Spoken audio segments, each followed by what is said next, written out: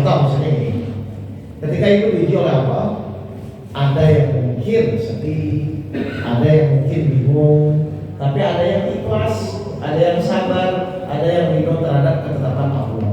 Kira-kira menurut ibu bapak semua, yang kemungkinan selamat yang mana? Yang sedih, yang bingung, yang khawatir, atau yang ikhlas, sabar, dan ridho terhadap apa yang Allah lakukan? Ikhlas, sabar, ridho terhadap apa yang Allah lakukan. Nah, bapak ibu sudah begitu atau belum? Belum.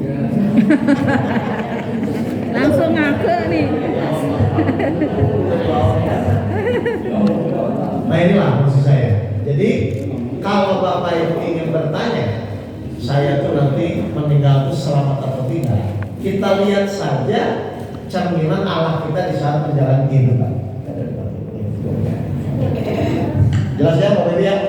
Jadi intinya nanti berarti kan kita harus belajar apa? Akhlak kita kepada Allah seperti apa, agar Allah mau memasukkan ke dalam rahmatnya dan dimasukkan ke dalam surganya. Kan begitu ya? Makanya dituju ilmu penjaminan ini adalah dasar-dasar supaya bapak ibu benar-benar nanti paham. Oh iya, saya tuh harus apa dalam menjalani kehidupan kita.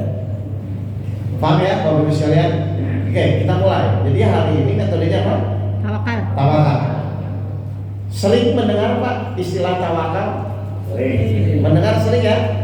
Nah, cuman yang pertanyaan kedua, setelah mendengar sering kan kalau ingin merasakan berarti kan harus dipraktekkan, betul nggak? Baik, saya akan mulai dari hal yang paling mendasar. Sebenarnya hidup kita ini keinginan kita atau keinginan Allah? Allah. Keinginan Allah. Kenapa? Betul, jawabannya betul.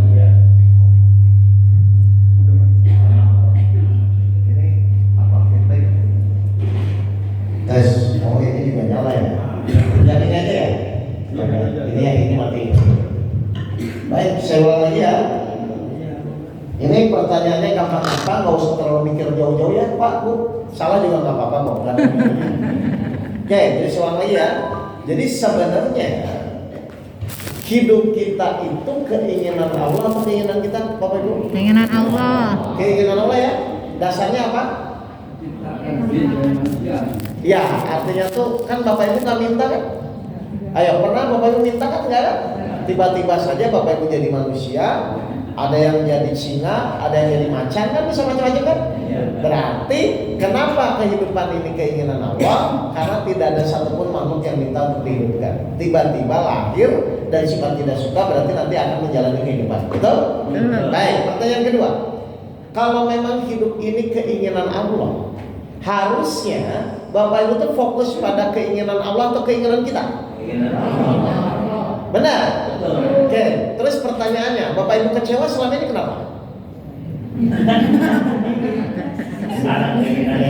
Kok mantap? Iya, saya ulang lagi. Makanya ini coba Bapak Ibu renungkan dulu. Hidup ini adalah keinginan Allah. Kalau memang hidup ini keinginan Allah, berarti kan yang benar fokus kita di dalam hidup itu tuh fokus pada keinginan Allah atau keinginan kita? Harusnya kan keinginan Allah yang pengen kan? Nah pertanyaan saya, terus selama ini Bapak Ibu kecewa tuh kenapa? Tidak sesuai dengan keinginan kita. Padahal hidup ini keinginan siapa? Allah. Berarti lebih penting mana? Keinginan kita atau keinginan Allah? Akhirnya. Tuh, kan ini jadi aneh kan? Jadi sebenarnya ibu bapak kecewa itu karena fokus pada keinginan sendiri atau keinginan Allah? Padahal kita diciptakan itu untuk fokus pada keinginan Allah atau keinginan sendiri? Dan terus selama ini Bapak Ibu itu sadar atau tidak? Nah ini loh Bapak Ibu, saya takutnya bertahun-tahun ya Bapak Ibu hanya fokus pada keinginan sendiri. Padahal Bapak Ibu diciptakan itu untuk mewujudkan keinginan Allah. Makanya kan kita disuruh mengabdi kan Pak? Betul nggak? Mengabdi itu sebenarnya mewujudkan keinginan yang diabdi atau keinginan yang mengabdi? Contoh, Bapak Ibu misalnya punya pembantu Bapak Ibu bayar, misalnya ya dibayar tiap bulan ya. Terus tapi si pembantu itu fokus ngebersihin rumahnya sendiri. Mau nggak Bapak Ibu? Loh kenapa? Loh, saya bayar kamu itu, kamu mengabdi kepada saya itu, maksudnya untuk mewujudkan keinginan yang mengabdi, kan yang diabdi kan? Mau nggak ibu bapak punya pembantu tapi fokusnya ngebersihin rumahnya sendiri? Pasti nggak. Sekarang Allah menyuruh mengabdi kepada kita itu sebenarnya untuk mewujudkan keinginan sendiri atau keinginan Allah? Harusnya keinginan siapa? Keinginan Allah. Berarti pertanyaan kedua, lebih penting mana keinginan kita terwujud atau keinginan Allah yang terwujud? Kalau memang Bapak Ibu tahu lebih penting keinginan Allah, harusnya ada nggak orang kecewa? Nah, terus orang kecewa itu kenapa? Nah, jadi orang mulai salah itu Pak, karena dia selalu fokus pada keinginannya sendiri. Contoh real ya sekarang ya. Misalnya Bapak Ibu punya masalah, biasanya ketika punya masalah itu langsung ingin apa? Selesai itu keinginan siapa? Iya, keinginan sendiri kan? Nah, Bapak Ibu nggak pernah bertanya. Ketika Bapak Ibu punya masalah, Bapak Ibu tanya, Allah tuh inginnya apa ya? Kok saya belum sembuh? Kok utang saya belum lunas? Kan harusnya pertanyaan pertama adalah ketika Bapak Ibu punya masalah, tanya dulu dong Allah inginnya apa? Bukan saya inginnya apa. Atau selama ini ketika punya masalah fokus pada saya ingin apa atau Allah ingin apa? Saya ingin apa? Jadi nggak sadar-sadar Bapak Ibu seperti ini.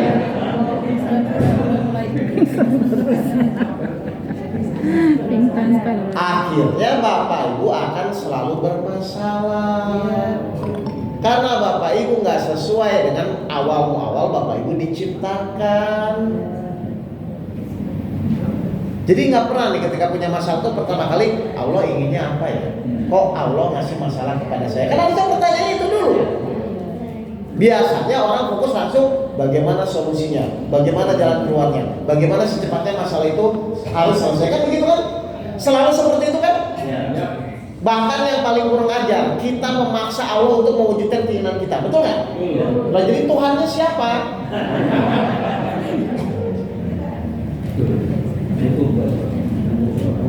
Jadi ternyata dari sini saja akhlak kita kepada Allah sudah tidak benar dan menjadi masalah. Bapak Ibu tidak sadari sudah bertahun-tahun selama ini, ya kan? Bapak Ibu selalu fokus apa yang diinginkan, tapi Bapak Ibu nggak pernah bertanya apa yang Allah inginkan. Berarti sekarang kita akan membahas apa yang Allah inginkan dengan metode tawakal yang selama ini mungkin Bapak Ibu sering dengar ya, tapi implementasinya mungkin sudah dilakukan atau ada yang belum dilakukan. Nah, ini yang harus kita luruskan ya. Pertanyaan saya berarti, kenapa kita harus bertawakal kepada Allah? Halo? Oke.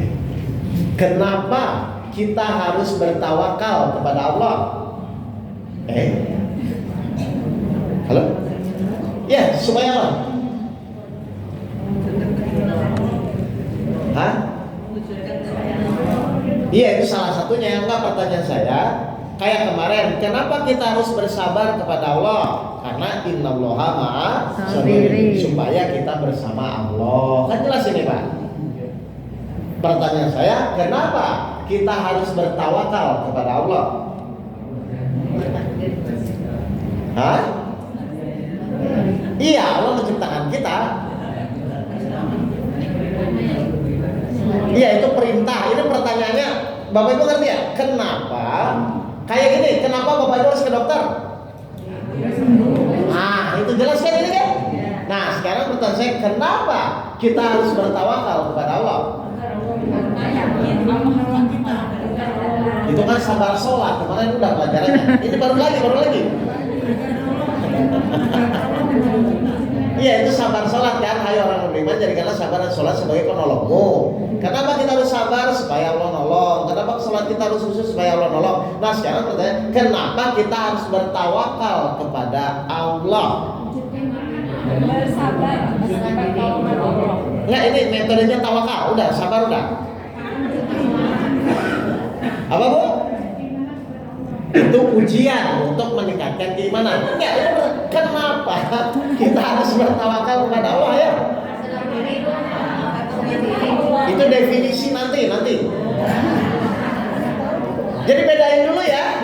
Jadi gini loh, saya ulang. Manusia itu Bapak Ibu, kalau tidak ada manfaatnya atau tidak ada keuntungan buat diri dia, pasti nggak akan mau. Contoh gini ya, ibu rela ngantri berjam-jam misalnya ya, rela ngantri berjam-jam misalnya ke dokter. Kenapa? Kok mau? Ingin berobat dengan tujuan supaya sembuh kan? Tapi kalau dokter bilang, aduh saya nggak tahu ya bisa sembuh atau tidak, nggak ngantri. Ngapain kan begitu kan? Jadi dasarnya manusia tuh memang pamrih gitu loh Bapak Ibu. Paham ini? Itu nggak bisa dihilangkan karena dasarnya manusia memang pamrih. Makanya Allah bilang, ayo kamu berbuat baik, kamu sabar supaya masuk surga kan gitu kan? Tapi kalau misalnya kata Allah silakan mau berbuat baik, silakan berbuat jahat, silakan. Tapi wallahu alam, kamu masuk surga atau enggak terserah. Gimana? Nah, jadi hal yang paling mendasar kalau saya biasanya ngisi kajian tuh yang pertama apa sih manfaatnya untuk kita? Karena kalau Bapak Ibu nggak ngerti manfaatnya, pasti Bapak Ibu juga akan mau ngapain gitu loh. Jelas ya nih Bapak Ibu? Nah, berarti setiap perintah Allah itu pasti ada manfaatnya kan? Untuk Allah atau untuk diri kita? Nah, itu maksud saya. Berarti sekarang yang harus Bapak Ibu kupas dulu, kenapa ya kita harus bertawakal kepada Allah? Yaudah, berarti kan selama ini Ibu cuma sengir dengar tawakal doang kan? Tapi implementasinya belum kan? Nah, alhamdulillah. Berarti kan saya nggak perlu ngulang materi Ustaz Tengah ya. Berarti belum ada yang mengupas kenapa kita harus bertawakal kepada Allah. Kan tidak ada? Baik, sekarang saya akan mulai. Kenapa kita harus bertawakal kepada Allah? Gimana Pak? Ya, itu kan umum ya, biar jelas ya. Surat 3 ayat 159. Surat 3 Ali Imran ayat 159. Bawahnya aja Pak. Sungguh Allah mencintai orang yang bertawakal. Apa Pak? Kalau Bapak Ibu hidup di dunia, di akhirat, surat 3 ayat 159.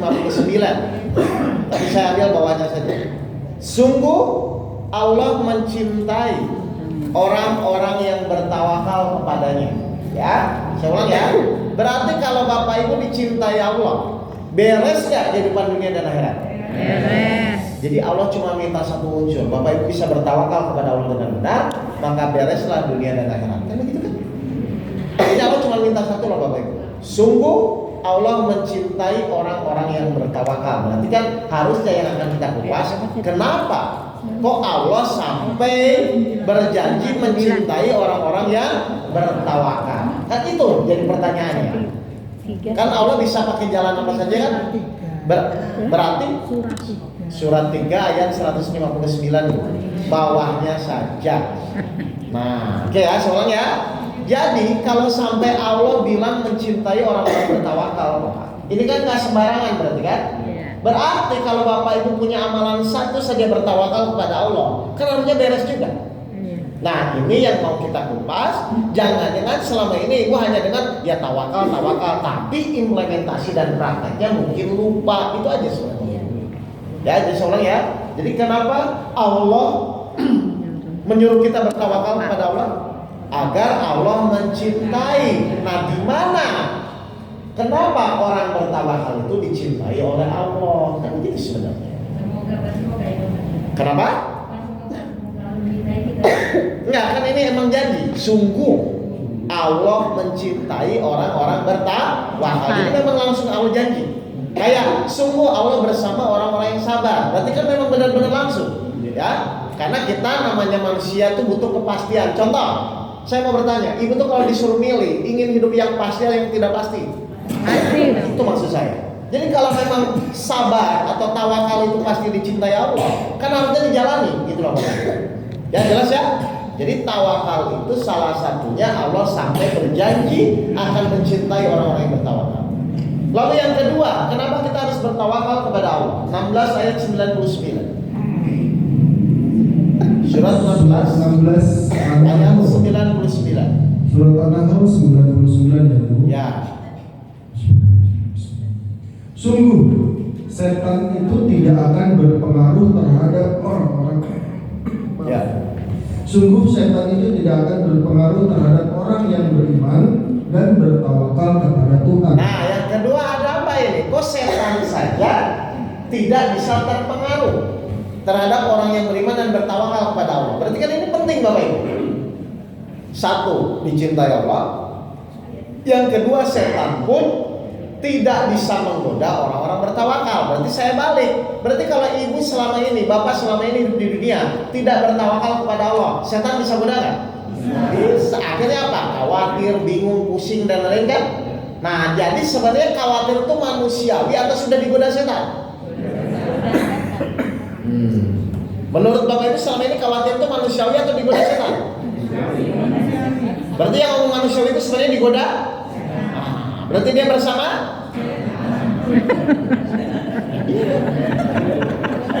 Loh kan gampang aja gitu polanya kan? Iya kan? Jadi kalau bapak ibu bilang khawatir, sedih itu manusiawi, ternyata menurut Al-Quran khawatir, sedih itu bapak ibu sudah dikuasai atau digoda oleh setan. Orang beriman tuh tenang atau khawatir? Bapak ibu beriman atau kurang iman? Iman.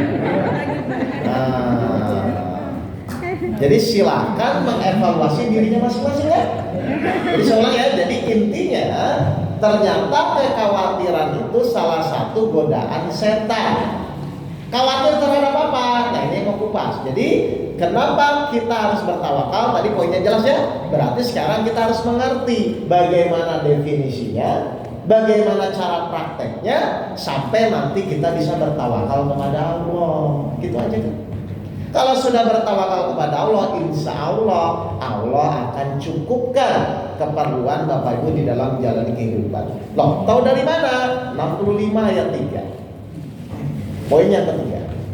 Surat 65 ayat 3. Kenapa kita harus bertawakal kepada Allah? Surat At-Talaq ayat 3. Nah, coba. Dan dia memberinya rezeki dari arah yang tidak disangka-sangkanya. Terus, Dan barang siapa bertawakal kepada Allah, barang siapa bertawakal kepada Allah, niscaya Allah akan mencukupkan keperluannya. ini janji atau bukan? Janji. Jadi kalau Bapak Ibu bertawakal, kekurangan atau kecukupan? Berarti kalau sekarang Bapak Ibu masih kekurangan, bertawakal atau kurang bertawakal? Nah. Jadi tawakal itu penting ya. Nah, baru Bapak Ibu sadar, oh iya. Berarti kalau sekarang saya masih kurang, masih sulit, mungkin ketawakalan Bapak Ibu selama ini mungkin harus ditingkatkan. Kan itu aja sebenarnya. Karena ini Allah yang berjanji, gitu loh. Ya. Jadi kalau misalnya, oh saya setiap bulan kurang, malah pinjam sana, pinjam sini, berarti Bapak Ibu mungkin kurang bertawakal kepada Allah. Ya, jelas ini. Jadi ternyata Al-Quran itu memang rumus kehidupan Bapak Ibu. Setiap permasalahan apapun harusnya ada di dalam Al-Quran. Berarti logikanya kalau Bapak Ibu mengerti Al-Quran, harusnya hidupnya bahagia atau menderita? Bahagia. Jadi harusnya bahagia itu mudah atau sulit? Mudah. Halo? Ya kan? Disuruh mikir keuangan. Kecuali Bapak Ibu disuruh mikir sendiri, pasti pusing. Loh, benar nggak Al-Quran itu rumus kehidupan? Semua permasalahan yang Bapak Ibu hadapi kan ada kan di dalam Al-Quran. Kayak tadi nih saya mulai kupas kan. Berarti sepusing apapun harusnya Bapak Ibu tuh ikuti Al-Quran atau mikir sendiri. Ikut Al-Quran. Nah, saya takutnya masalah datang Ibu tuh malah mikir sendiri. Nah, terus Al-Qurannya buat apa? Nah, ya jelas ya. Jadi Al-Quran itu harus dipahami, dipraktekkan dan dibuktikan. Salah satunya hari ini kita bahas tentang ketawakalannya. Benar nggak nanti kalau kita tawakal Allah akan cukupkan? Benar nggak kalau kita tawakal nanti hidup kita semakin bahagia, tidak khawatir dan bersedih? Kan begitu ya? Baik, sekarang menurut Bapak Ibu, orang khawatir, orang sedih itu kenapa?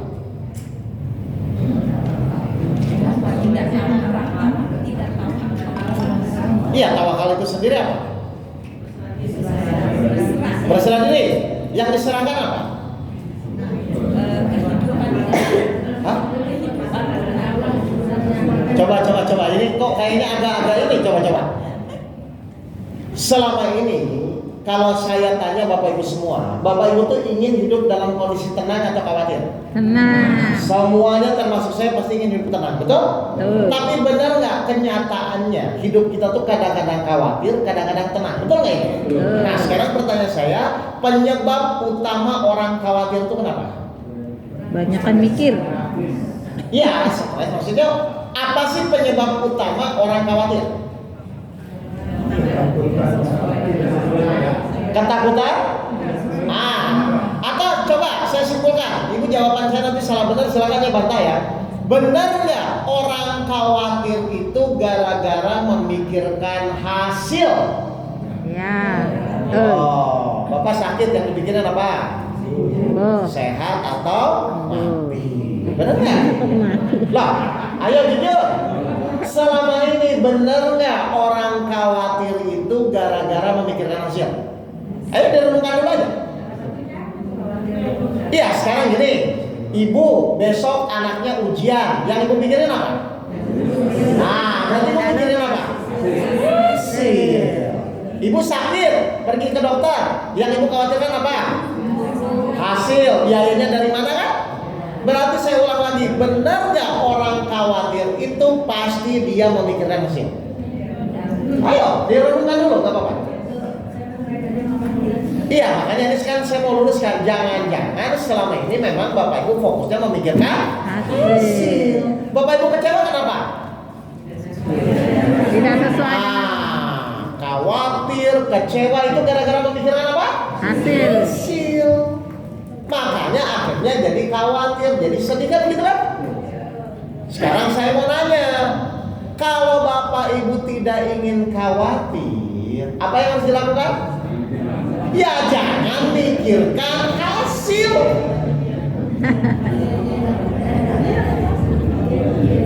Loh banyak nggak orang nggak ingin khawatir tapi mikirin hasil? Nah lucu ya, nggak bisa dong. Orang khawatir itu awalnya gara-gara memikirkan hasil. Berarti kalau ibu tidak ingin khawatir, apa yang dilakukan? Jangan mikirin hasil. Ya jangan memikirkan hasil.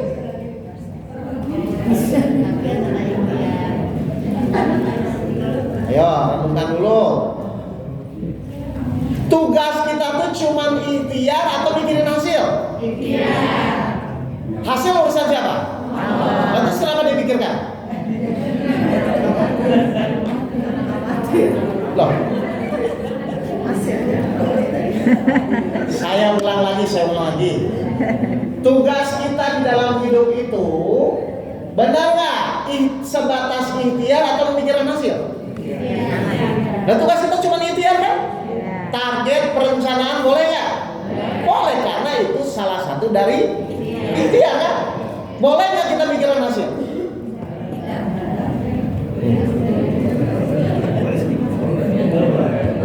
Loh, saya ulang lagi. Hasil itu urusan siapa? Terus kenapa Bapak Ibu pikirkan?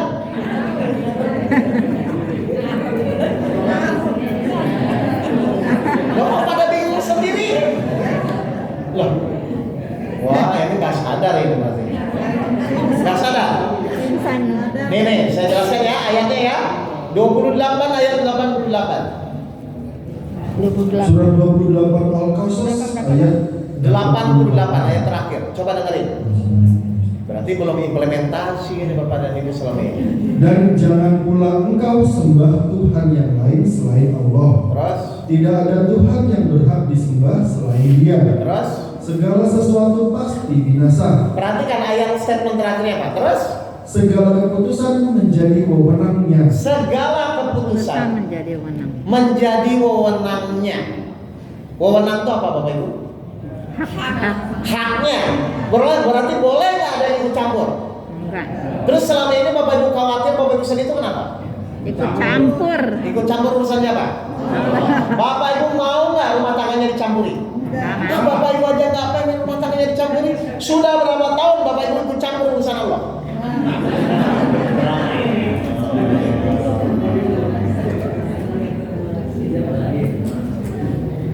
Berarti sebenarnya orang kawat itu wajar atau kurang ajar? Karena ikut campur urusan Allah. Dari kapan Bapak Ibu ikut campur urusan Allah?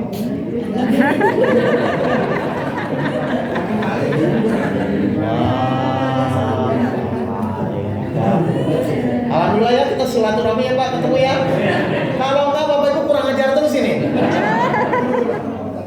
Oh kan aneh. Coba Pak Ibu baca lagi segala keputusan yang di situ aja coba. Segala keputusan menjadi wewenangnya. Tuh.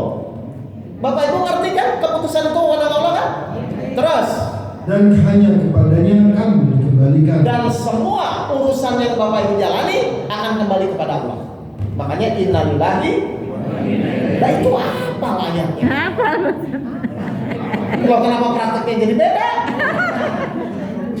Nah. Jadi hasil itu urusan siapa? Allah. Boleh nggak kita ikut campur? Nggak boleh. Udah kita ikhtiar saja semaksimal Mungkin. Hasil urusan? Kira-kira hasil itu pasti yang terbaik ya? Loh kalau pasti yang terbaik, kecewa Bapak Ibu buat apa selama ini? Berarti Bapak Ibu menganggap hasil itu nggak baik? Lebih tahu siapa? Allah atau Bapak Ibu? Terus kenapa kecewa kalau hasilnya nggak sesuai? Coba Bapak Ibu yakin nggak hasil itu yang terbaik? Atau saya buka ayatnya, surat 6 ayat 57. Surat 6 ayat 57. Al-An'am ayat 57. Dengar hasil yang terbaik atau bukan? Dia menerangkan kebenaran dan dia memberi keputusan yang terbaik. Dia memberi keputusan yang terbaik. Terbaik itu apa Pak? Paling baik. Paling baik. Berarti harusnya Bapak Ibu itu pas mendapatkan keputusan yang paling baik itu menerima, bahagia atau kecewa? Nah.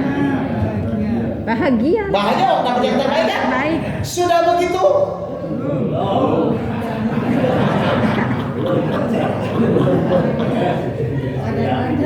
Terus letak imannya di mana?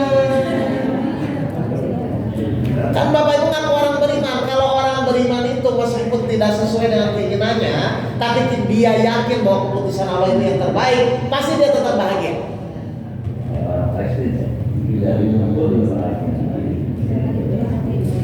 Jadi selama ini, jujur ya Ibu, selama ini kalau keputusannya itu tidak sesuai, Ibu bahagia atau kecewa? Kalau sesuai, padahal yang memutuskan siapa?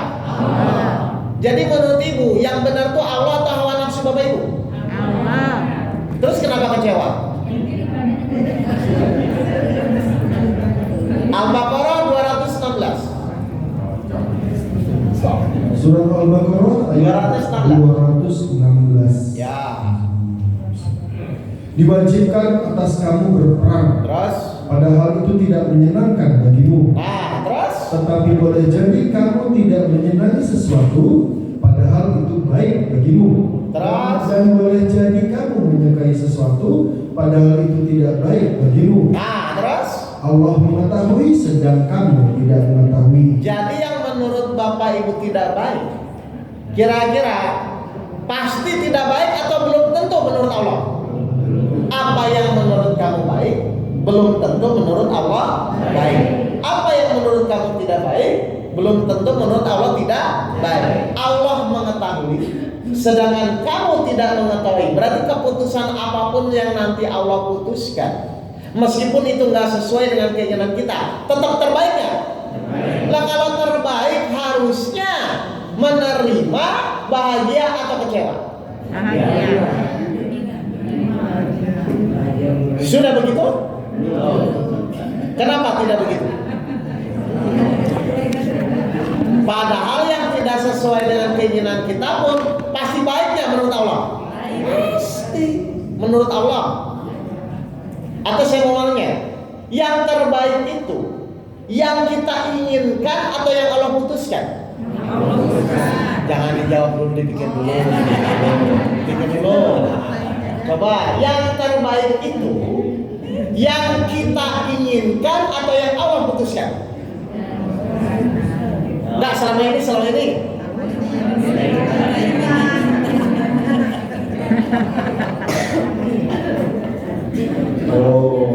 Jadi akhlak kita selama ini pun sudah tidak sesuai dengan ciri-ciri orang yang bertawakal. Makanya akhirnya Allah jadi kurang mencintai kita. Nah, saya nggak enak Pak. Nah, kalau ibu mendapatkan sesuatu sesuai keinginannya, ibu bersyukur itu nggak usah pakai latihan Pak. Nah, tapi kalau Allah memutuskan yang tidak sesuai dan ibu tetap bersyukur, nah itu yang Allah suka. Kira-kira sudah begitu atau belum ini? Aku.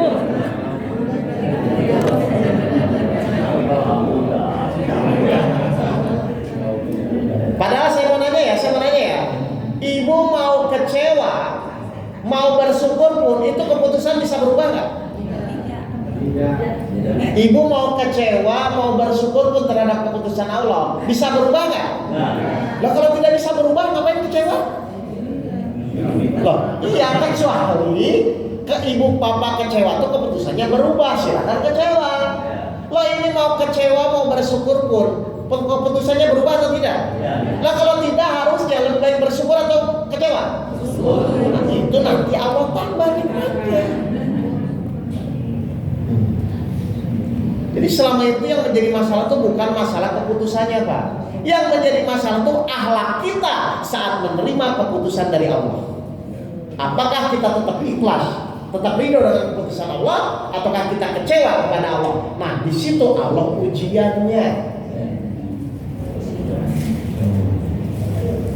Padahal mau kecewa mau menerima pun keputusan bisa berubah nggak?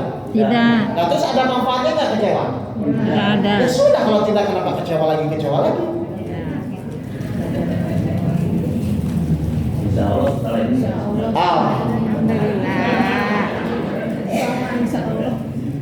Ya jelas ya Bapak Ibu ya.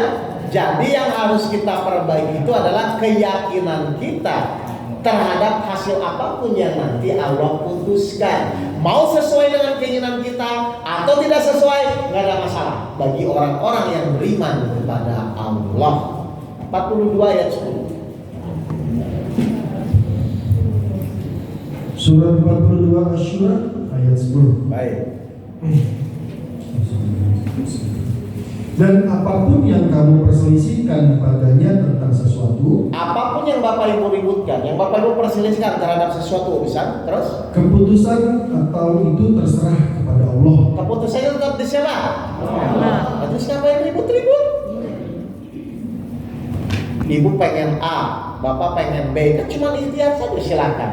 Tapi keputusannya terserah kepada siapa? Terserah itu apa? Berarti kita masih ikut campur nggak? Berarti orang kecewa itu kenapa? Karena ikut campur. Padahal Bapak Ibu sama Allah lebih tahu mana? Nah, terus kenapa ikut campur yang sudah tahu?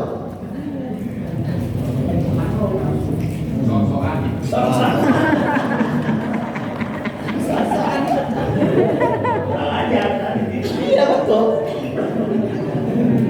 Jadi saya ulang ya, ternyata selama ini kita sering dengar tawakal Pak, tapi pas implementasi prakteknya tidak sesuai dengan teori yang dipelajari. Berarti orang tawakal itu kecewa atau tidak? Tidak. Kenapa? Karena dia yakin apapun yang Allah putuskan pasti yang terbaik. Makanya Allah mencintai orang-orang bertawakal. Loh, tapi kan nggak sesuai dengan keinginan kita. Tapi itu sudah keputusan Allah. Dia taat kepada Allah. Nah, akhlak dia itulah yang membuat dia dicintai Allah. Apapun yang putuskan, ya Allah, saya terima. Tapi saya boleh ikhtiar ya Allah dalam rangka menjalankan perintah Allah. Tetap aja dia ikhtiar. Jadi orang kecewa, orang bertawakal tuh kira-kira bakal putus asa nggak? Kenapa tidak bakal putus asa? Karena dia tetap yakin apapun yang Allah putuskan itu yang terbaik. Jadi sebenarnya tawakal itu apa kalau kita kesimpulannya? Keyakinan. Berserah diri. Yang diserahkan apa?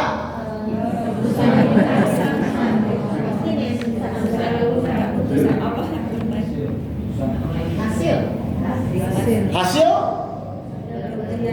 Ya udah, ini saya mau luruskan makanya nih ya. Coba surat 12 ayat 67. Di dalam Al-Qur'an sebenarnya ada. Surat 12 Ayat 67. Yusuf. Surat Yusuf ayat 67. Ya, Dan dia Yakub berkata, lihat ya, ini cerita Nabi Yakub. Nabi Yakub itu dibawa, diinformasikan sama anak yang 12 itu, kakaknya Yusuf. Dia bilang gini, Abah, ini saya boleh ngambil gandum lagi di istana. Nabi Yusuf sudah jadi pembesar di sana. Tapi katanya suruh bawa Bunyamin. Nah, Nabi Yakub gak enak. Wah, kemarin aja dia Yusuf bawa hilang. Yusuf bilang kan, ini mau bawa Bunyamin, kan gitu ya. Nah, ini ceritanya, tapi tentang ketawakalan saya masukkan. Silakan terus lanjut. Sekali lagi, Pak.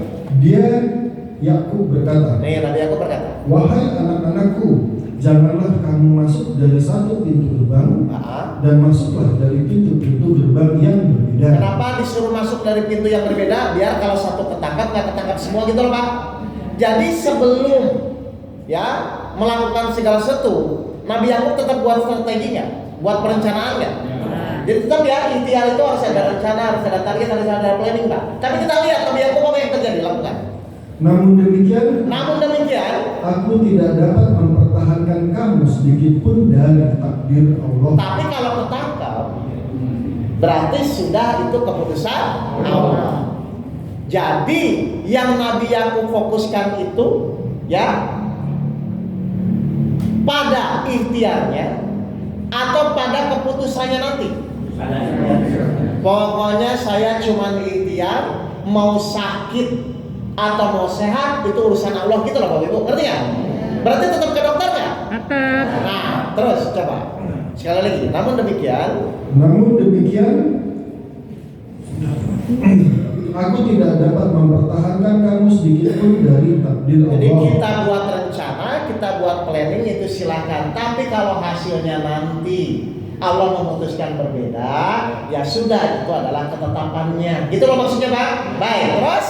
Keputusan itu hanyalah bagi Allah. Nah, ngerti Pak ini? Keputusan itu hanyalah hanya itu apa? Hanya itu satu atau dua?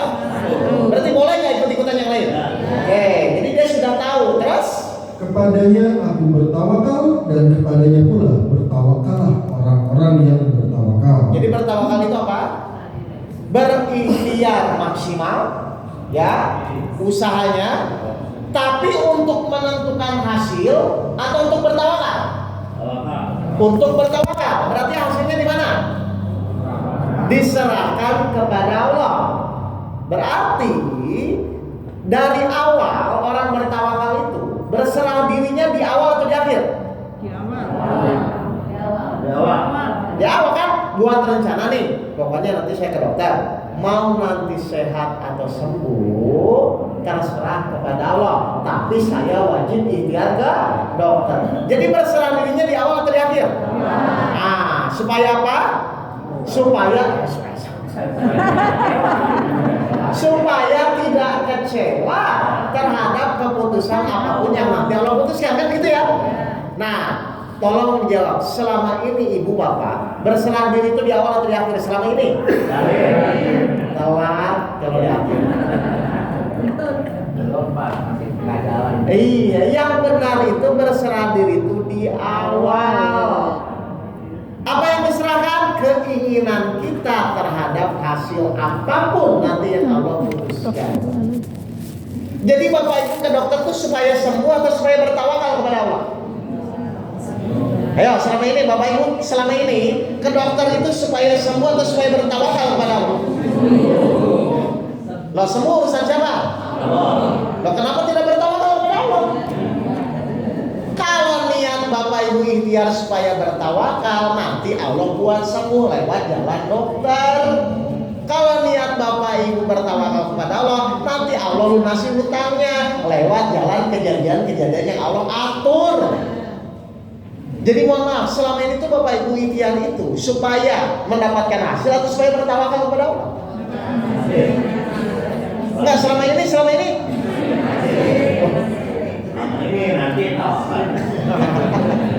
jadi silakan bapak ibu berobat, silakan bapak ibu ikhtiar. Iya, silakan Bapak Ibu dagang usaha apapun, tapi niatnya untuk bertawakal kepada Allah, bukan menentukan hasil. Kenapa kita nggak perlu memikirkan hasil? Karena kalau Bapak Ibu bertawakal pasti dicukupkan. Berarti mau bisnis apapun laku atau tidak? Laku. Itu maksudnya bertawakal tuh Pak.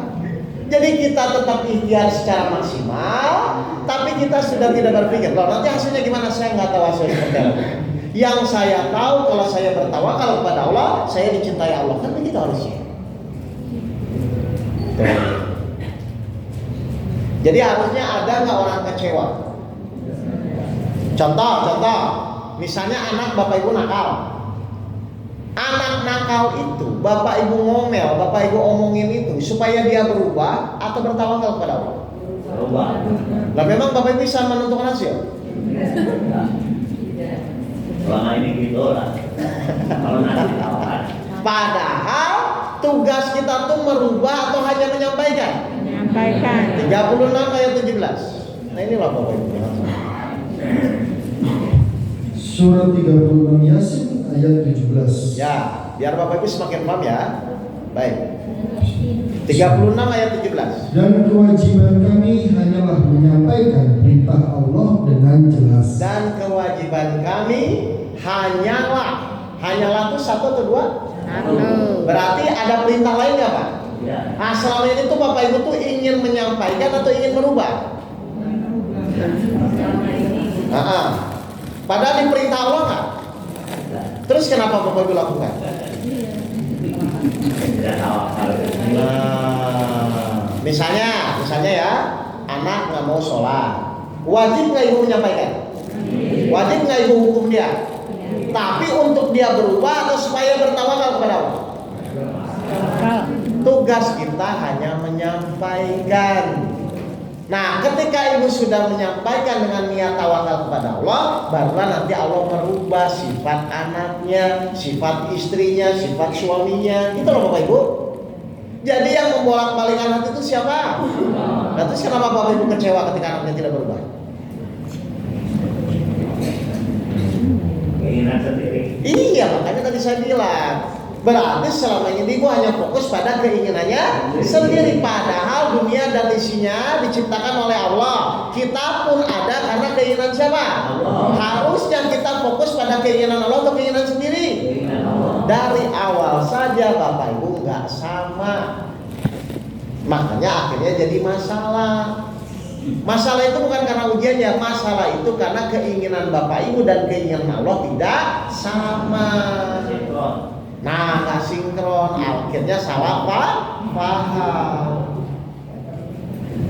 Salah pahamnya dari sekarang ini atau dari dulu? Tapi sekarang berubah. Ya, apa ya? Daripada tidak sama sekali ya. Jadi tawakal itu apa? Berikhtiar semaksimal mungkin. Lalu keinginan terhadap hasil apapun kita serahkan kepada Allah. Di awal atau di akhir? Dari awal, Pak. Kenapa keinginan harus diserahkan dari awal? 22 ayat 52. Ini kalau tidak diserahkan dari awal ini masalah. Surat 22 ayat 52. Surat 22 Al-Hajj ayat 52. Kenapa keinginan kita harus diserahkan dari awal? Dan kami tidak mengutus seorang rasul dan tidak pula seorang nabi sebelum engkau Muhammad. Terus? Melainkan apabila dia mempunyai suatu keinginan, Kalau manusia itu punya suatu keinginan, maka apa yang terjadi? setan pun memasukkan godaan-godaan ke dalam keinginannya itu. Kalau keinginan Bapak Ibu tidak diserahkan dari awal, maka apa yang terjadi? Setan masuk. Akhirnya khawatir, kecewa, emosi itu gara-gara ibu memaksakan keinginan.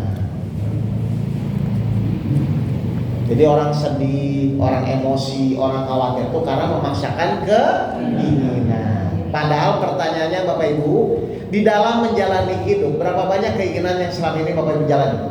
Banyak. 2, keinginan Allah dan keinginan kita. Banyak. Lalu berapa keinginan? 2, keinginan Allah Allah dan keinginan kita. Kira-kira kalau bentrok yang menang keinginan siapa? Nah, Bapak Ibu tahu ini? Tahu kalau keinginan Allah sama keinginan kita bentrok yang menang keinginan siapa? Nah, tahu ini? Lah kalau tahu?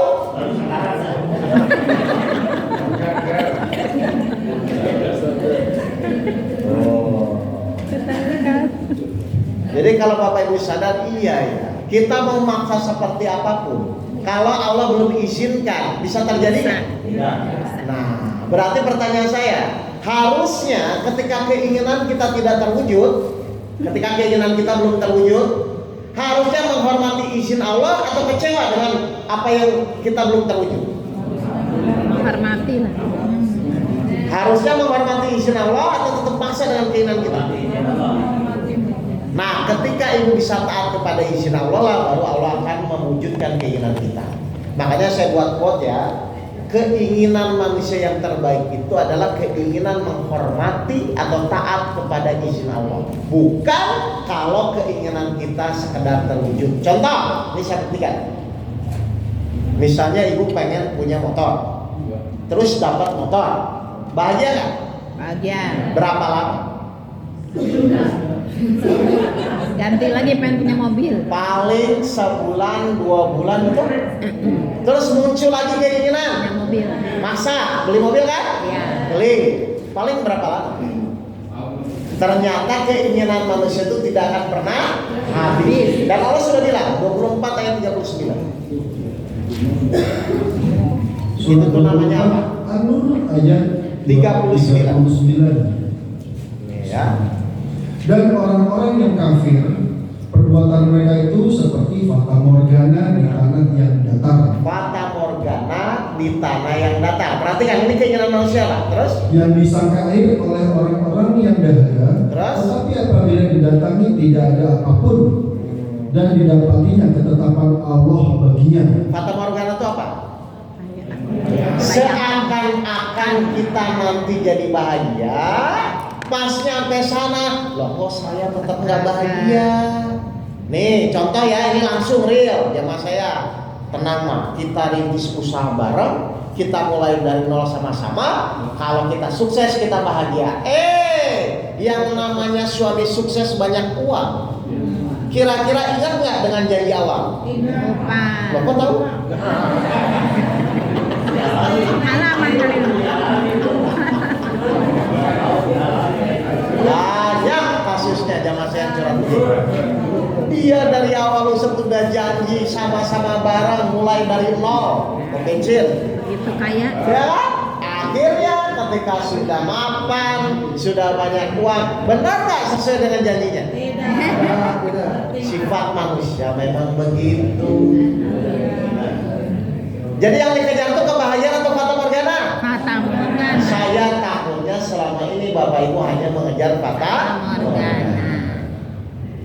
gara-gara hanya fokus pada keinginannya sendiri. Padahal pertanyaan saya tolong jawab, Pak. Kita itu akan bahagia kalau mewujudkan keinginan Allah atau keinginan kita?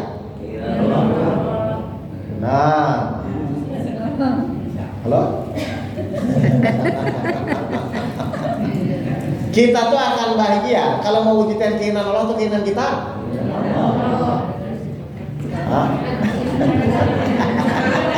Ada insaf Pak Ustaz. Nah, kalau keinginan kita tuh namanya bukan bahagia, Bu, namanya kesenangan. Kesenangan itu kayak fata morgana. Kalau kebahagiaan itu kekal, mau kaya mau miskin, mau banyak uang tidak punya uang, dia tetap bahagia karena dia fokus mewujudkan keinginan Allah. Mari kita buktikan ya. Benar nggak kalau kita mewujudkan keinginan Allah seperti bertawakal tadi, harusnya kita bahagia. Surat Al-Fatihah ayat 6 dan ayat 7. Surat Al-Fatihah ayat 6 dan ayat 7. Tunjukilah kami jalan yang lurus. Apa? Kita tunjuk jalanan. Nah, tiap sholat lagi Bu ketawa kan? Kenapa Bapak Ibu minta jalan yang lurus? Nah, jalan yang lurus itu berarti keinginan kita, keinginan Allah. Allah. Ya, tunjukilah kami jalan yang lurus. Berarti Bapak Ibu ingin mewujudkan keinginan Allah ya?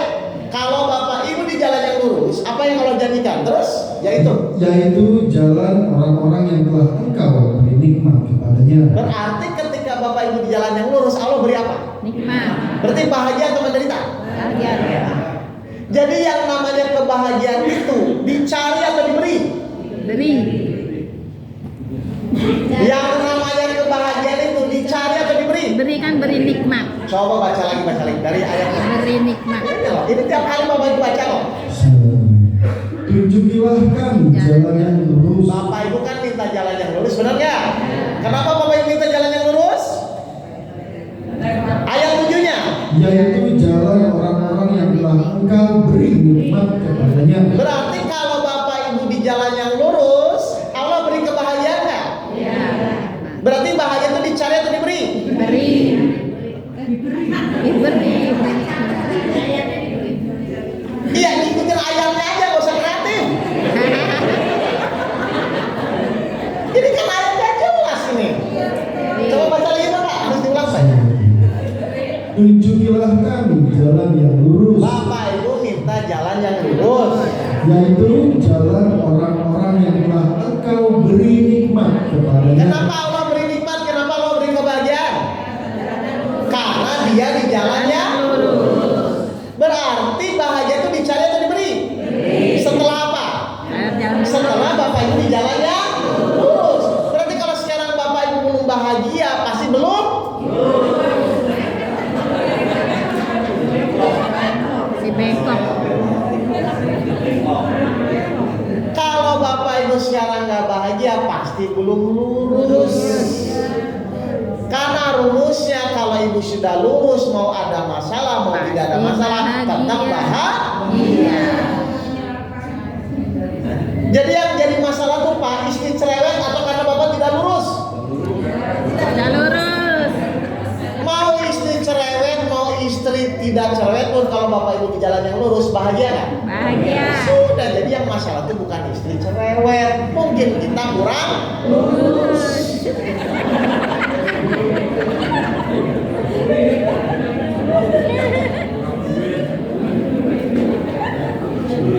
Jadi yang Bapak Ibu kejar selama ini, saya takutnya cuma kesenangan. Kalau kesenangan identiknya memang harus keinginannya terwujud. Kalau jalan yang lurus itu nggak begitu. Pokoknya Allah inginnya apa, kita ikuti. Bahwa Allah baru, Allah turunkan kebahagiaan. Jadi bahagia itu dicari atau diberi? Diberi. Nah selama ini Ibu mencari atau diberi? Cari. Mencari kemana? Bapak Ibu tuh konsentrasinya di jalan yang lurus, nanti Allah pasti turunkan kebahagiaan. Karena itu janji Bapak Ibu. Ya, jelas kayak ini? Oh, kayaknya baru paham juga. Jadi nggak bisa ya Bapak Ibu nyari kebahagiaan ya. Kalau kesenangan bisa dicari kayak tadi nih, beli motor, beli mobil, itu kesenangan. Tapi tidak bersifat permanen. Karena biasanya kalau sudah memuaskan kesenangan, muncul lagi kesenangan yang lain, keinginan yang lain, yang nggak selesai makanya. Berarti tinggal fokusnya bagaimana kita supaya di jalannya lurus. Itu aja. Sekali lagi Pak, baca Pak. Tunjukilah kami jalannya lurus. Tunjukilah kami jalan yang lurus. Terus? Yaitu jalan orang-orang yang telah engkau beri nikmat kepadanya. Terus? Bukan jalan mereka yang dimurkai dan bukan pula jalan mereka yang sesat. Jadi pilihan kita di dalam hidup saat menjalani itu apa pilihannya? Di jalan yang lurus atau di jalan yang sesat, betul nggak? Kalau jalan yang lurus itu berarti mengikuti keinginan Allah. Kalau jalan yang sesat mengikuti keinginannya sendiri. Setan dulu. Ibu biasanya lebih banyak mengikuti keinginan Allah atau keinginan sendiri? Maka Bapak Ibu tersesat. Contoh, kalau Bapak Ibu tersesat dalam suatu kota, tenang atau bingung? Bingung. Jadi cirinya orang tersesat apa? Bingung. Nah, Ibu Bapak ketika punya masalah, tenang atau bingung? Bingung. Berarti Ibu Bapak selama ini? Bingung. Sesat. Karena nggak dapat petunjuk.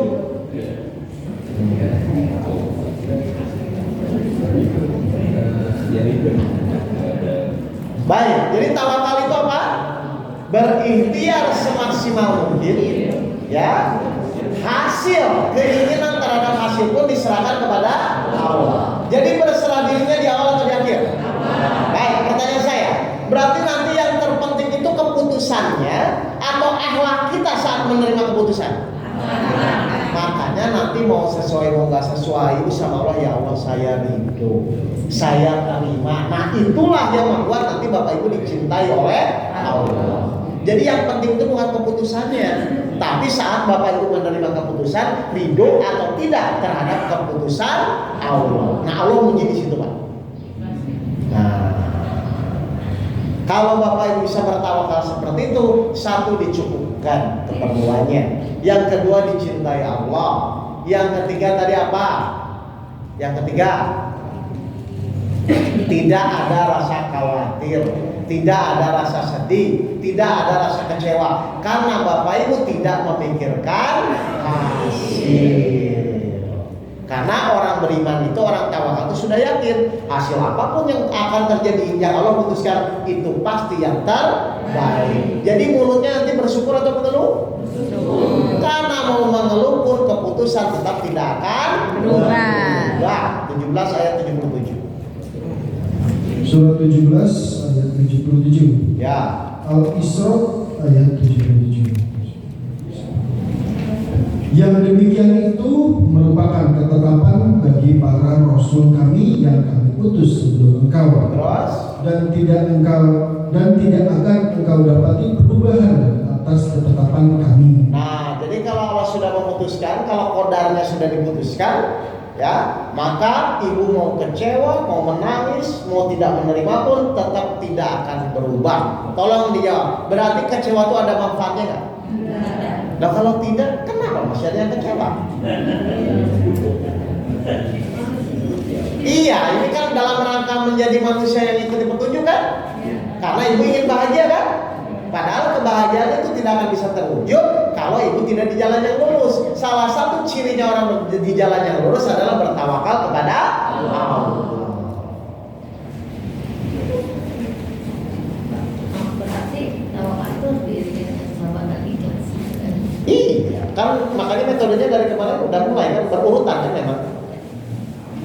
Kalau yang belum belajar sabar ikhlas atau yang ngajinya baru sekarang, lihat YouTube saya aja ya, banyak ya. YouTube. Cari aja Oke Tawakal atau Oke yang ikhlas itu nanti ada. Ya, jadi sabar itu adalah kemarin menerima kejadian yang tidak enak dulu atas izin Allah, betul? Tapi setelah menerima, diam saja atau bertawakal?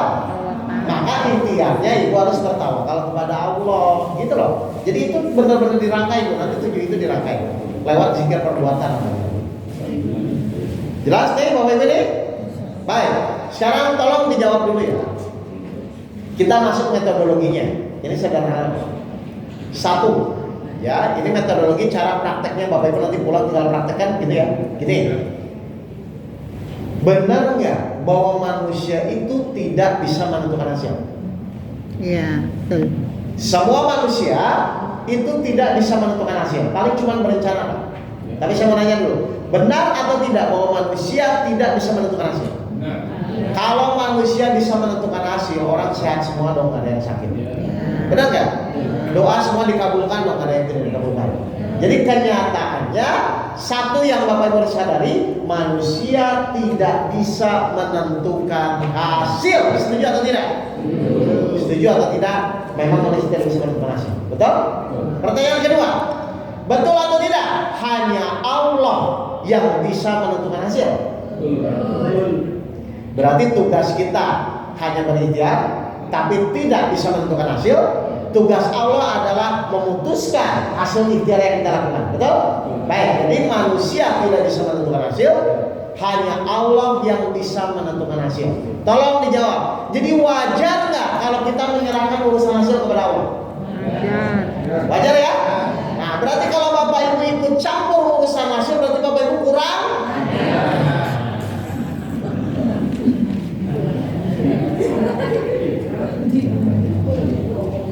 Udah, berarti nggak usah ikut-ikutan lagi. Berarti nanti ketika suami ibu nggak pas, ibu tuh menyampaikan atau ingin merubah. Ketika yang disampaikan belum berubah, ibu kecewa nggak? Kecewa nggak? Saya ulang lagi. Tugas kita itu menyampaikan atau merubah? Kalau ibu sudah tahu tugas kita itu hanya menyampaikan, ibu sampaikan kepada suami, terus suami belum berubah, ibu kecewa atau tidak? Tidak. Kenapa tidak? Karena hanya menyampaikan. Berarti kalau kecewa itu menyampaikan atau berubah?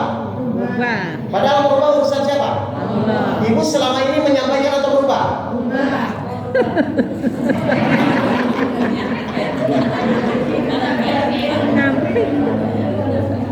Tugas Bapak Ibu itu cuma menyampaikan. Masalah berubah tidak berubah itu urusan hasil. 28 ayat 56. Surat 28 Al-Qasas ayat 56. Ya, lihat, perhatikan Bapak Ibu. Sungguh engkau Muhammad tidak dapat memberi petunjuk kepada orang yang engkau kasihi. Nabi Muhammad saja tidak bisa merubah pamannya untuk jadi Islam, Bang. Bayangin, selevel Nabi Muhammad saja. Berarti Nabi Muhammad berubah atau hanya menyampaikan? Selevel Nabi Muhammad saja hanya menyampaikan. Terus? Tetapi Allah memberi petunjuk kepada orang yang Dia kehendaki. Baik, berarti pertanyaan saya, urusan merubah berarti urusan siapa? Sama. Berarti Nabi Muhammad saja tidak bisa merubah kan? Iya. Jadi Nabi Muhammad itu merubah atau menyampaikan? Sampaikan. Lah terus ibu, bapak, ibu sama Nabi Muhammad hebat mana? Levelnya tinggi. Nabi Muhammad aja hanya menyampaikan, kok bapak ibu ingin merubah? Keliru.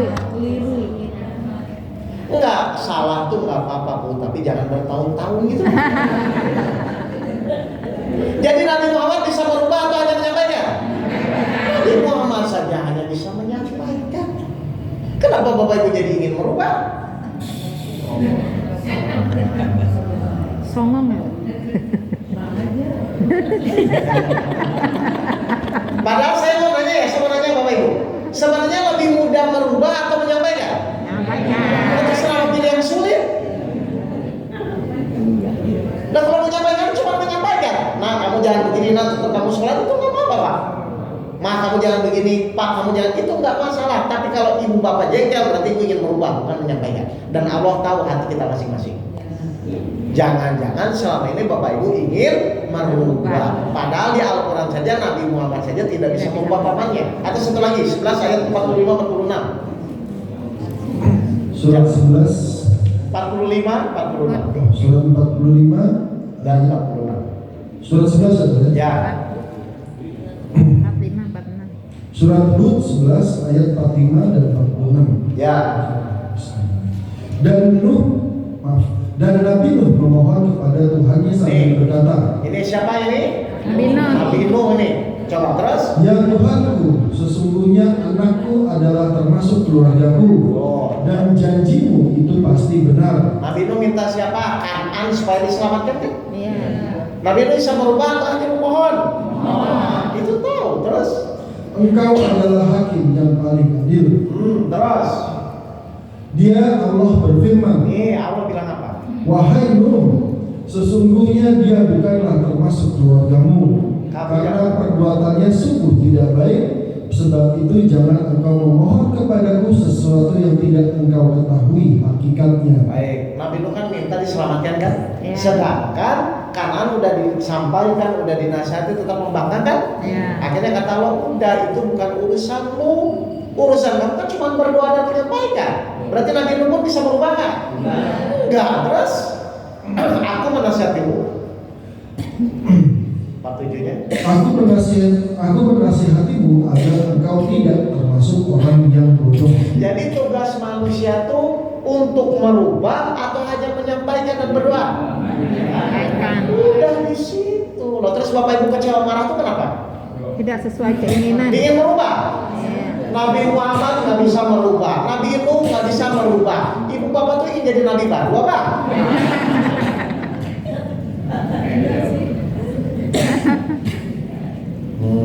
Ini kayaknya pengen merubah anaknya semua ya salah. Toh nggak boleh bapak ibu, tugas kita tuh hanya menyampaikan, doakan, menyampaikan, doakan. Karena memang Allah yang merubah. Makanya hadisnya jelas, hanya Allah yang membolak-balikan Hati. Kenapa jadi bapak ibu ingin ikut campur urusan Allah? Kalau Allah belum merubah, boleh nggak? Kalau Allah belum ingin merubah anak kita, suami kita, istri kita, boleh nggak Pak? Boleh. Nah, terus kenapa Bapak Ibu yang marah-marah yang sibuk? Berarti tugas kita apa?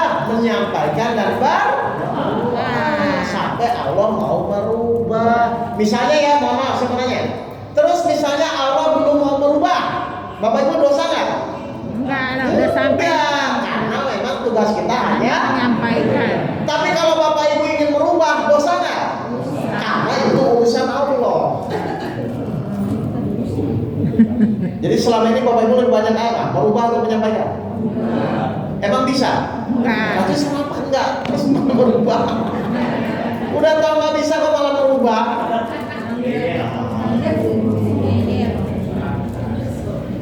Berusaha hanya menyampaikan dan berdoa.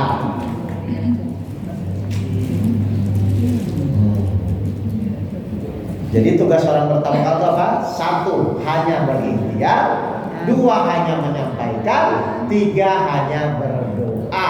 Hasil perlu dipikirin nggak? Tidak. Awas ya. Mulai praktek. Atau contoh gini, saya kasih contoh biar gambaran. Bapak Ibu tahu cicak? Cicak itu makanannya apa Pak? Nyamuk kan? Cicak merayap, nyamuk terbang ke sana ke sini, betul nggak? Secara logika, cicak bisa nggak makan nyamuk? Secara logika? Bayangkan dia cuma merayap, nyamuknya terbang ke sana ke sini, kecuali cicaknya terbang, nyamuknya yang merayap, kan begitu kan? Baru bisa ditangkap kan?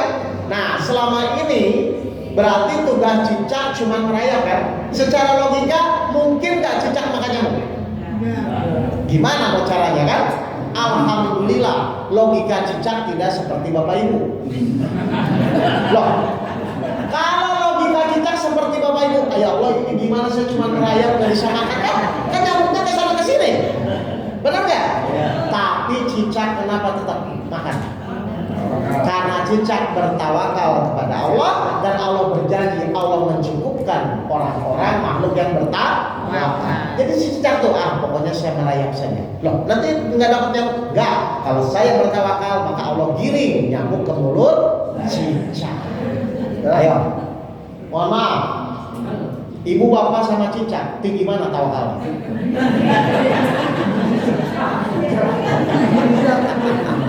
Kayaknya 3 nih. Ayo, tinggi mana derajat tawakalnya? Baru dikasih kesulitan, aduh gimana, mau makan apa, Pak Bu?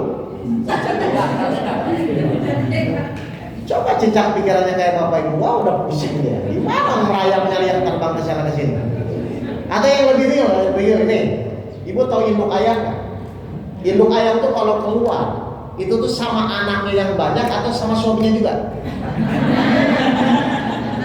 Kan sekali keluar kan 10 anak, 9 anak kan? Benar nggak? Kenapa dia tetap ikhtiar kepada Allah dan anaknya semua makan?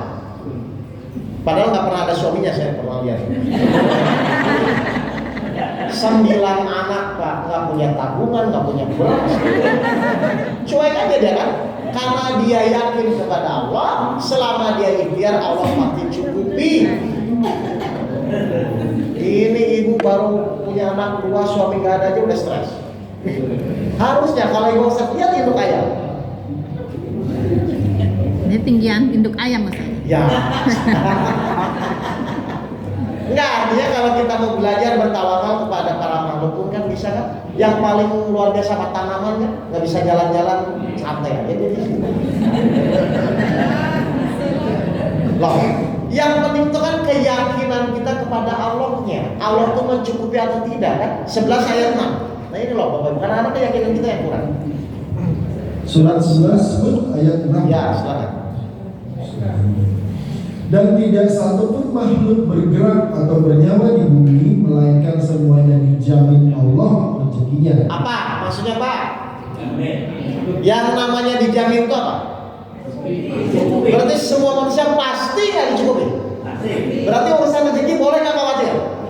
Kenyataannya? Khawatir. Nah makanya kita bertawakal itu wajib Pak. Kita memang nggak tahu rezeki kita datang dari mana. Tapi kita yakin karena Allah berjanji mencukupkan rezeki, berarti kalau kita ikhtiar pasti rezeki kita ada. Kayak cicak sama hidup ayam. Masa hidup khawatir lagi, padahal Allah sudah jadi menjamin. Enggak, Bapak Ibu tuh percaya nggak sih sama Allah? Nah kalau percaya yang dikhawatirkan apa?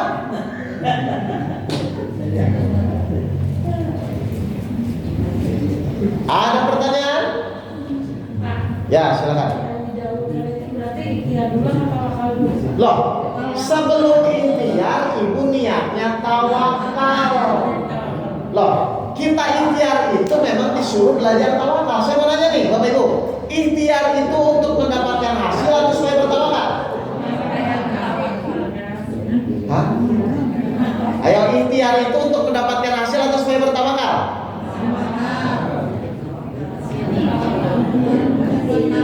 Tadi tawakal itu apa definisinya? Berikhtiar semaksimal mungkin, hasilnya terserah kepada Allah.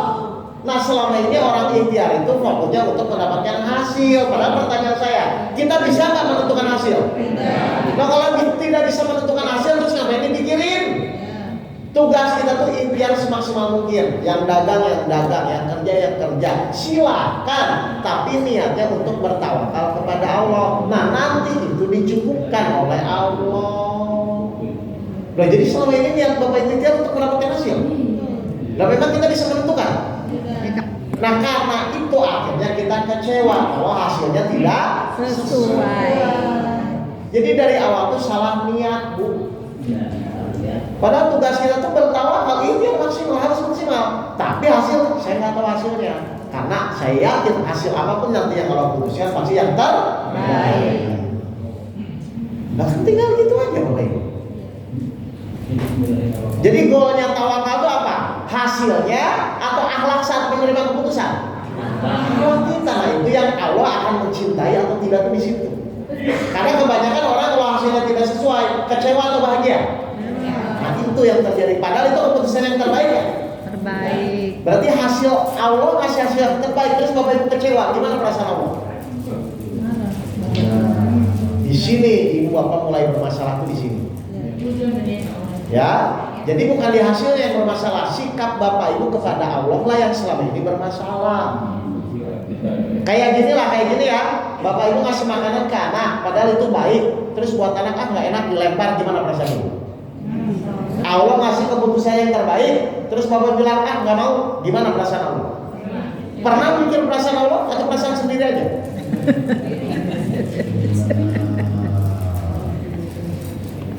Ini banyak. Pernah mikirin perasaan Allah? Tapi ingin ditolong Allah gitu. Tapi kurang ajar sama Allah. Nah, gimana itu ceritanya?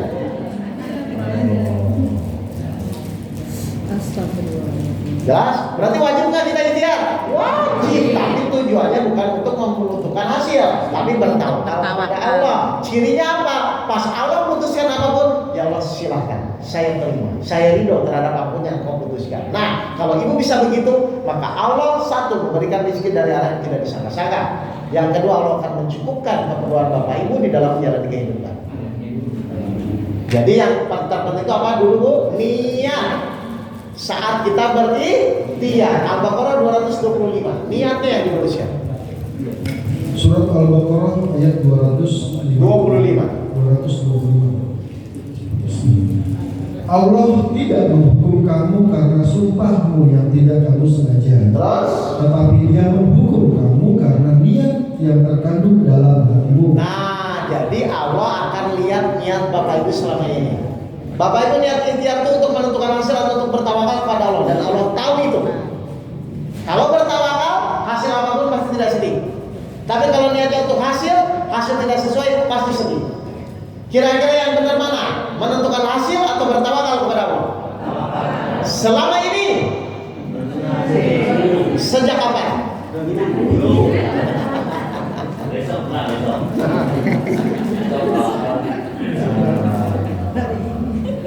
Bagus, langsung ya. Ada pertanyaan? Silakan. Oh, silakan. Di dalam hadis pertanyaan Pak Ustadz, 50.000 tahun sebelumnya di laut Mahfuz kita udah tercatat apapun akan terjadi. Baik. Jadi pertanyaannya gimana kita sebagai manusia? 57 ayat 22. Silakan.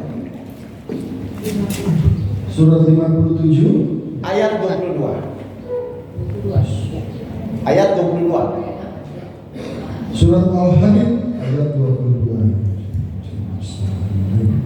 Setiap bencana yang menimpa di bumi dan yang menimpa dirimu sendiri, semuanya telah tertulis dalam kitab Lauh Mahfuz sebelum kami mewujudkannya. Baik, jadi semua kejadian yang akan menimpa kita itu sebenarnya sudah masuk dalam rencana Allah di kitab Lauhul Mahfuz. Nah, pertanyaannya, loh kalau semua sudah direncanakan, ngapain kita ikhtiar? Itu kan pertanyaannya mungkin. Betul nggak? Ya. Mari kita lihat surat 13 ayat 39. Ini sebenarnya beriman kepada modal dan modal. Nanti saya akan jelaskan. Surat 13 Ar-Ra'd ayat 39. ayat 39. Nah, tapi apa yang terjadi? Allah menghapus dan menetapkan apa yang Dia kehendaki. Tapi Allah bisa menghapus, menetapkan rencana yang sudah Allah buat. Misalnya gini ya, Bapak Ibu tuh misalnya sudah dibuat rencana sama Allah celaka besok. Nah tiba-tiba Bapak Ibu sedekah hari ini, padahal fadilah sedekah itu apa? Menolak barat. Berarti besok celaka atau Allah hapus? Tidak celaka. Hapus.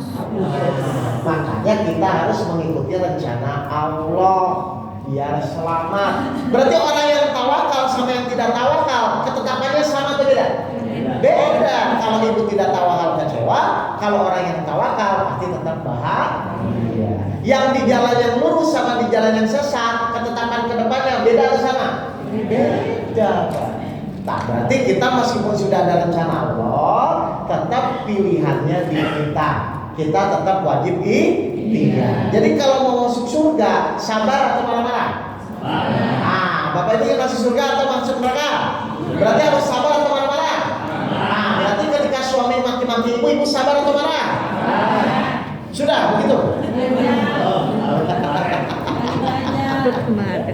Jelas Pak? Nanti saya lebih detailnya saya jelaskan di iman yang ke-6, kodo dan koda. Jadi ada ketetapan Allah sebelum terjadi dan ada ketetapan Allah setelah terjadi. Nah manusia itu di sini nanti. Makanya ada surga dan neraka. Surga untuk yang baik atau yang jahat? Nah itu ketetapannya. Yang jahat masuk surga atau neraka? Nah itu ketetapannya. Berarti kita bisa milih nggak? Silakan. Yang lucu itu ingin masuk surga tapi nggak mau sabar. Banyak kayak begitu? Siapa?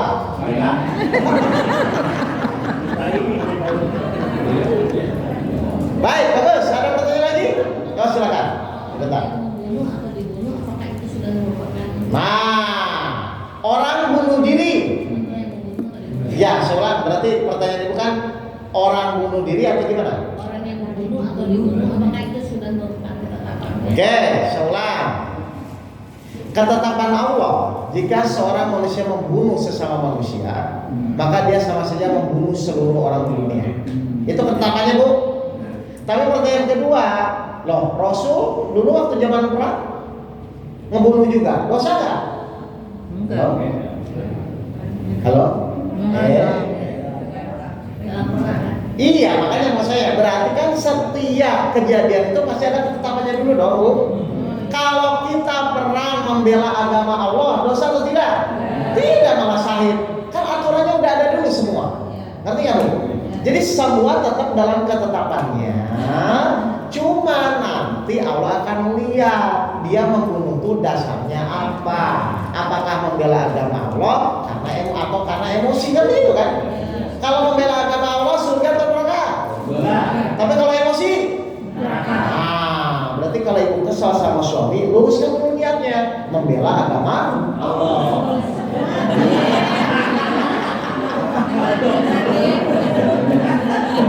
Kan ada ketetapannya semua. Nah, Al-Quran ini menjelaskan ketetapan Allah itu. Ini kan baru dasar dulu. Kan tadi saya bilang, kalau ibu bertawakal pasti dicukupkan keperluannya. Itu ketetapan atau tidak? Ketetapan. Kalau ibu sabar bersama Allah, itu ketetapan. Nah, ibu tinggal pilih mau sabar atau mau marah. Yang lucu tuh Bapak Ibu sudah tahu ketetapannya, tapi tetap nggak mau gitu loh. Ikhlas, masuk surga kan? Berarti ketetapan orang ikhlas masuk surga kan? Mau ikhlasin suaminya? Pak Ustaz. Nah makanya saya bilang, tapi Allah memilih itu.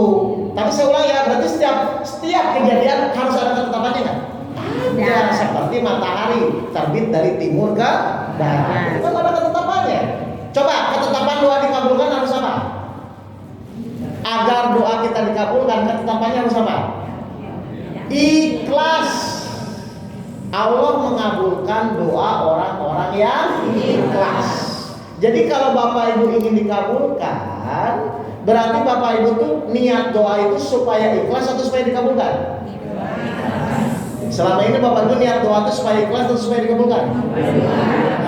Sama, Ibu Bapak niat doanya supaya ikhlas, karena ketetapan orang yang ikhlas itu pasti dikabulkan.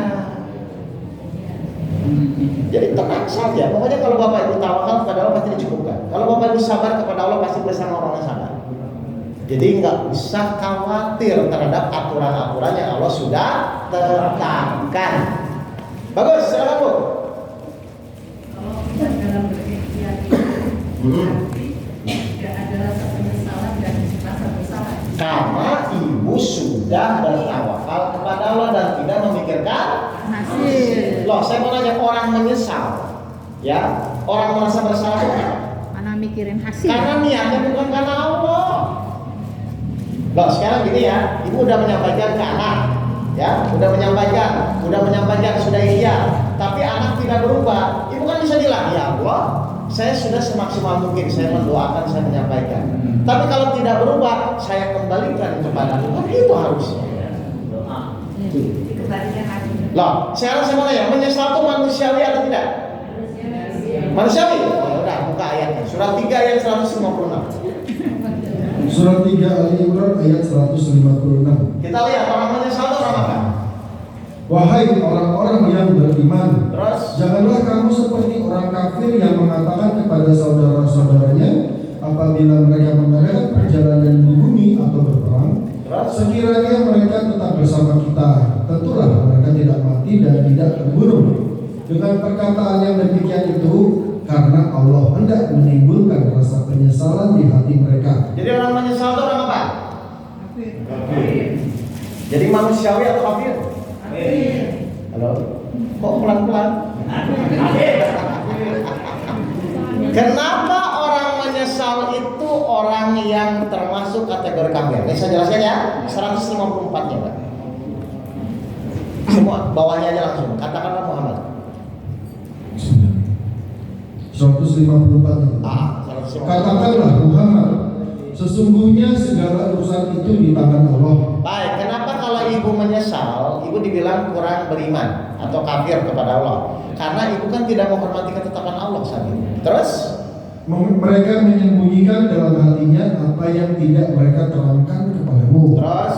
Mereka berkata, sekiranya ada sesuatu yang dapat kita perbuat dalam urusan ini, niscaya kita tidak akan terbunuh atau dikalahkan di sini. Dengarkan, ini poin Allah kata Allah apa? Terus? Katakanlah Muhammad, meskipun kamu ada di rumahmu, niscaya orang-orang yang telah ditetapkan akan mati terbunuh itu keluar juga ke tempat mereka yang terbunuh. Jadi kalau Allah sudah tetapkan, ibu mau lari kemanapun, kira-kira tetap akan terjadi kan? Nah, terus ibu sesali.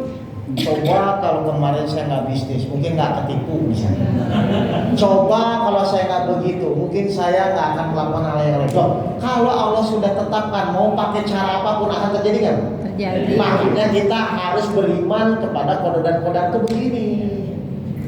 Memang tidak menyenangkan, tapi karena ini ketetapan Allah yang sudah terjadi dan tertulis dalam kitab Lauhul Mahfuz, ya sudah, sebagai orang yang beriman kita terima. Nah, itu ujian buat kita, menghormati ketetapan Allah atau tetap tidak mau menghormati ketetapan Allah. Jadi ketika kita menyesal kan sama saja tidak menghormati kan? Tapi muhasabah, introspeksi diri boleh, tapi yang salah menyesalnya. Kan banyak orang sudah menyesal bertahun-tahun kan, coba kalau anak saya dulu dicepat-cepat bawa ke rumah sakit kan gitu ya, sering ya. Yeah. Padahal itu memang sudah ketetapan Allah. Menyesal tidak menyesal pun tidak akan bisa Berubah. Baik, Bapak Ibu sekalian. Jelas? Nah, tinggal Prakteknya. Ingat ya, tugas kita hanya ikhtiar, berdoa, menyampaikan. Sudah, urusan hasil kita nggak tahu, tapi pasti itu hasil yang terbaik. Serahkan kepada ahlinya, Allah Subhanahu Wa Taala. Baik, Bapak Ibu sekalian, terima kasih. Mohon maaf, sampai ketemu lagi di metode berikutnya ya, yaitu bersyukur dan zikir perbuatan. Ya, setelah 7 ilmu selesai, baru kita masuk metode yang kedua, yaitu mengenal Allah. Nanti ada diagram. Kalau itu pakai diagram yang berbeda. Saya share nanti di mana. Jadi kita selesaikan prinsipnya, tapi intinya bahwa semua ilmu apapun itu akan bermanfaat kalau kita praktekkan.